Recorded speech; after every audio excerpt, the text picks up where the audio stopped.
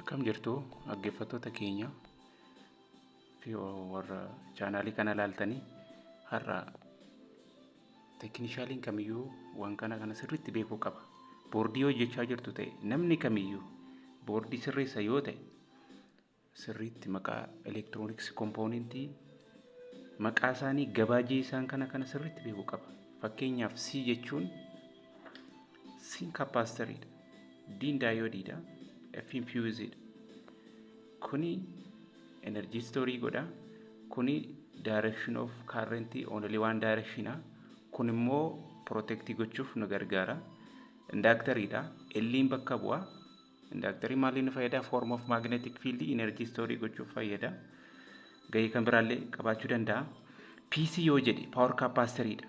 Kun capacitor kan power'iti. PD'n power diode'idha. PL'n power inductor'idha. PQ'n power transistor'idha. Power MOSFET yeroo tokko hin jedhama. PR yoo jedhe power resistor'idha.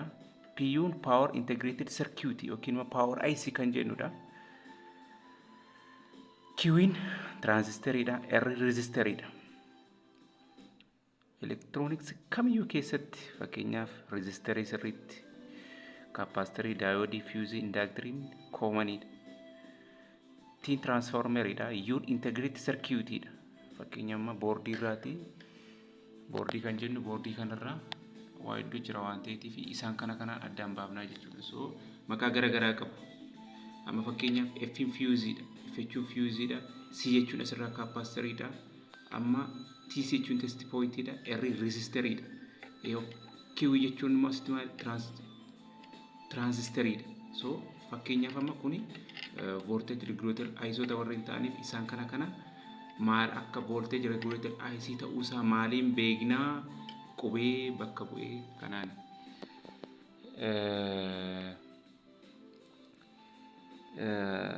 Siin kristaalidha. Kristaal kan jennu jira motherboard irra. Siin maaliin bakka bu'ee jechuudha. Kristaalii bakka bu'e. Fakkeenyaaf amma kun amma oscillator'idha. Siin kan jennu kristaalii kan jennu ishee kana. So kun X bakka bu'a asitti maal ta'uu isaa barraa asitti kristaalii ta'uu isaa barraa. Kuni kan maaliiti kan commonidha motherboard irratti. AC'n alternative current'idha. DC yoo jedhe direct current'idha. AC'n alternative current'idha. Alternative current'n poweriin isaa guddaadha.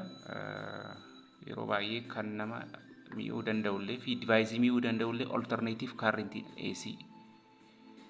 Fakkeenyaaf amma boordii keessatti alternative current'i karaa AC adapterii bira gaheetii gara maalti convertii godha? DC current'itti convertii godha. Kun high power'idha. Long distance irraallee dhufuu danda'a. DC kan jennu immoo constant current'idha.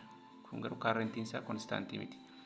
So kan biraan immoo ACDRV jechuun AC adapter to system switch to driver output jechuudha. ACDET jechuun immoo yoo barreeffama kana akka gargaartan sirriitti beekuu qabdu. Adapter current detector, AC good valid adapter, active low detect, logic open drain output jechuudha. Akkanatti bakka bu'a. AC in jechuun adapter current sensor input jechuudha. In yoo jedhe ACN adapter current sensor resistor jechuudha. Kun asitti I qaba, kun I hin qabu. Adapter current sensor'idha. Akka sirriitti adda baasaa asitti yeroo baay'ee wal nama jalaa dha'uu danda'a. ACOP jechuun input over power protection'idha. ACOV jechuun input voltage over voltage protection jechuudha. ACP adapter current sensor resistor input. ADP adapter positive supply. ADP-ID adapter identity jechuudha. Kun fakkeenyaaf barreeffamni akkasii jechuun iddoo kanatti fakkeenyaaf testii gochuu barbaanne bakka itti identify goonudha. A ground jechuun analog ground'idha. Asitti jechuun always P jechuun immoo always on power jechuudha. Yeroo baay'ee barreeffamni kun common'idha. 3 voltage always, 4 volt, 5 voltage always kan jennu barreeffamni akkasii jira. Kana jechuun maal jechuudha? Yeroo on irra jiraachuu isaa nutti agarsiisa. F infuuzidha. FCL jechuun frequency select input'idha. Gate jechuun trigger gateidha. Fakkeenyaaf amma gate jechuun asitti fakkeenyaaf gaafa device on off goonu kan device jalqaba signaalii sendii godhu trigger gate kan jennu kana. GND jechuun ground dha. GDP ground pin dha. GPI general power input dha. Kan biraa GPO general power input output. HDMI jechuun high definition multimedia interface. ID continuous drain gate. ID APM pulse drain current. Operating supply current IN jechuun. IN fakkeenyaaf amma yeroo baay'ee SHDN shutdown power shutdown supply current jechuudha. Fakkeenyaaf waan kun akkasii beekamaadha. ST BY jechuun standby supply current jechuudha. Is continuous source current without conduction jechuudha. VI jechuun battery supply current input pin jechuudha. Input pin jechuudha. GP jumper point dha. Fakkeenyaaf bakka motherboard irra GP jedha yeroo baay'ee jumper point isaa ta'uu isaa maaliin barraa GP jedha. KBC jechuun keyboard controller yookiin immoo microcontroller IC kan jennudha. Fakkeenyaaf amma keyboardiin tokko eessaa qaba. Safara kana area kanaatii qaba. Kan ittiin controlii godhu jechuudha. Fakkeenyaaf yoo laptooppii yookiin immoo keyboardii yoo ta'e immoo integrated circuit asillee qaba. Kun kan poweriti garuu motherboard irra jira. Kan keeyota fi power control godhudha. KBCtiin bakka bu'aa jechuudha. LCD power yoo ta'e immoo LCD DV jedha. LCD power ta'uu isaati. LDVO jechuun linear driver output jechuudha. Kan biraan L gate jechuun lower side MOSFET gate signalidha. LPC lower power count dha. LVDS jechuun low voltage differential signal system. Pin signal jechuudha. Pin signal laanii fakkeenyaaf amma kan maaliti iddoon kun LVDS jechuun amma screenii amma kan ittiin testii ta'uu jiraate. Screenii amma fakkeenyaaf screenii jenna kana. Screenii kan laptooppii faa fakkeenyaaf amma bakka bu'iinsa kanaatiin bakka bu'aa isa kana sirriitti danda'amee beekuu ni danda'ama jechuudha.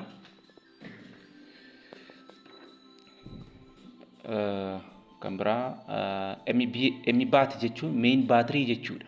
Boordii irraa barreeffama akkasii argitan sirriitti beekaa. MBAT jechuun main battery jechuudha. NB jechuun North Bridge kan jennu isoota motherboard irratti kan waliin ilaalle fakkeenyaaf amma N bridge kan jennu isa kana. Inni kuni South Bridge dha. South Bridge kan jennu isa kana kun N bridge dha. OD jechuun output disk driver jechuudha. PCI jechuun peripheral component interconnected kan jennudha. Peripheral component kan jennu isaan kana kunoo komponentoota isaan kana PCI jenna. PCI graphics card isa akka barbaanne fakkeenyaaf asitti sakkaan graphics kana sirriitti dambaasa. P good jechuun power good open drain output jechuudha. Drain gate source waan jennu jira. Fakkeenyaaf amma kana gaafa measurii goonu. PR jechuun product improved recorded isaan kana.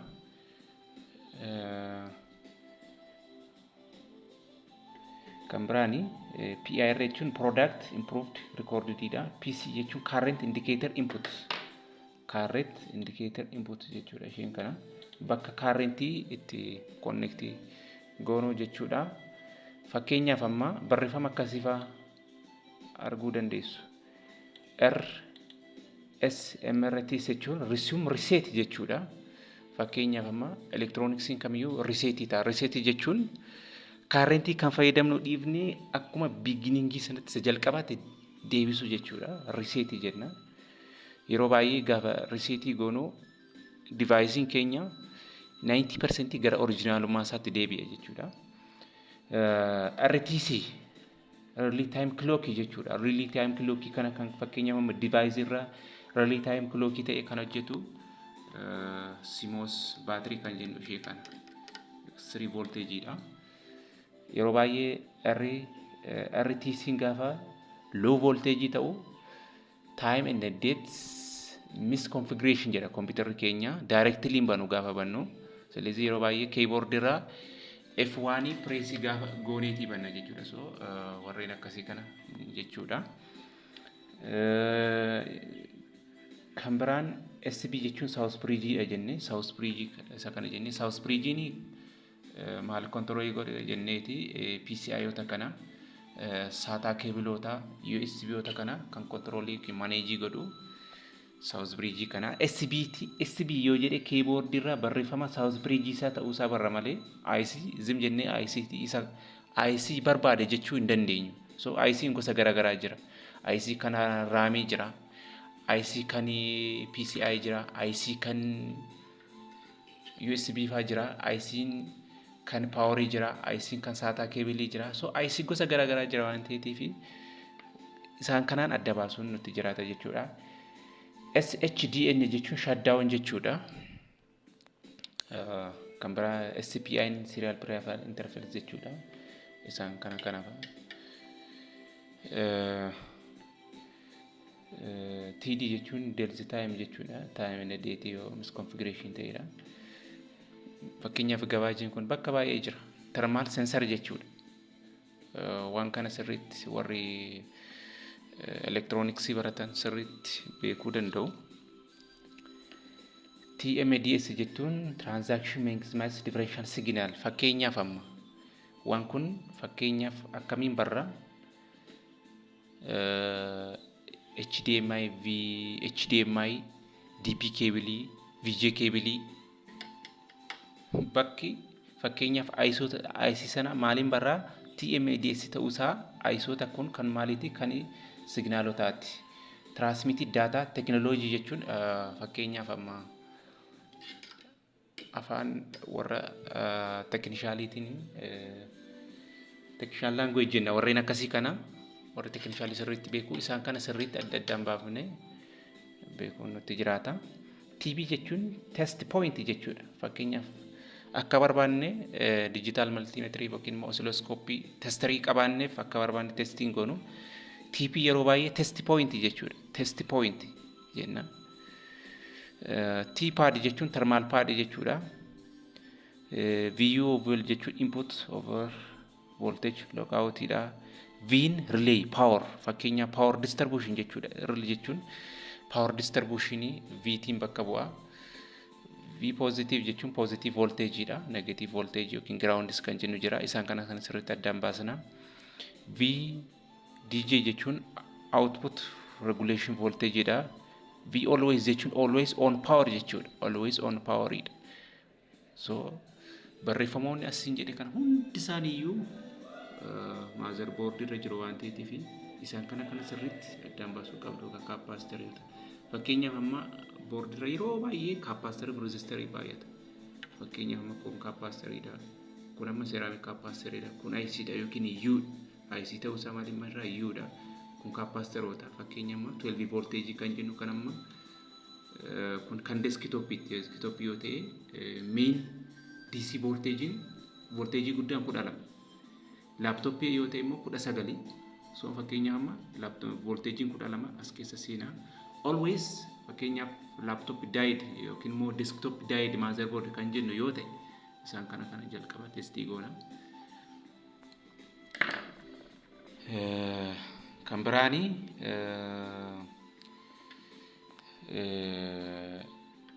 V always power dha kuni V path battery power ni dha. V CCP power chip yookiin power IC kan jennu graphics chips jechuudha. V core jechuun power processor dha. V core jechuun power processor kan jennu IC isa kana yookiin immoo CPU kan jennu kana. VDS jechuun voltage drain source dha. Voltage drain source fakkeenyaaf amma voltage regulator moduloota kana isaan kana VDS jedhamu. VFB jechuun feedback input power dha. VGS jechuun voltage gate source. VIN input voltage range dha.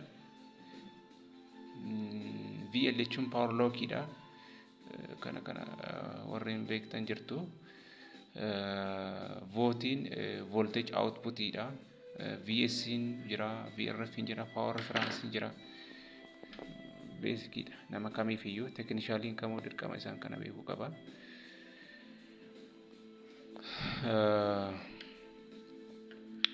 Kana kan biraanii VS switch power dha. VS hojii bakka switch power dha. VS positive jechuun immoo support voltage positive jechuudha. VS jechuun power switch button jechuudha. Power switch button.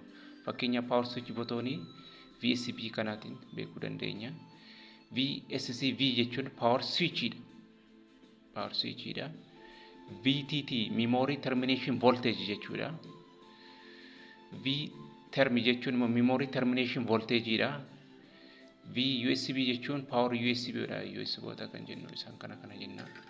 Warreen amma sin jedhu hundi isaaniiyyuu gabaajii mataa isaanii hin qabu. So technicaliin kamiyyuu dirqama isaan kana beekuutu irra jiraata. So componentiin kun maali? Callisee hundi isaa IC dha. IC gosa kamiiti? Power IC, USB IC, PCI IC, RAM IC, Power IC, SATA cable IC. So ICtiin gosa kamii jedhee ICin sirriitti beekuu qaba. Resisteriin kamii jedhee beekuu qaba. So komponentoonni kun baay'ee murteessaadha. Technicaliin kamiyyuu dirqama isaan kana bakka bu'oota kana sirriitti beekuu qaba yoo elektirooniksii kan ripeerii godhu taate jechuudha. So barreeffamoonni asirra jiran kun hundi isaanii gahee mataa isaanii qabu. Maqaa isaanii illee qabu. Makkee jechuun frequency dha. Xin kristaalii jenneerra. So wanta hedduutu jira waan ta'eef fakkeenyaaf amma kun amma leetaasee TC jechuun test point dha. Fakkeenyaaf asitti maal bakka test point itti gochuu dandeenyudha. TC fakkeenya electrolyte capacity kanallee asii yeroo tokko TC TP test point TC jechuun garuu electrolyte fakkeenya amma electrolyte dabaluu barbaanne kun bakka hoolii kanarratti dabaluu dandeenya. Isaan kun moduloota. So gosa hedduutu jira waan ta'eef isaan kana sirriitti beekuun dirqama technically kamirraa yoo jechuudha.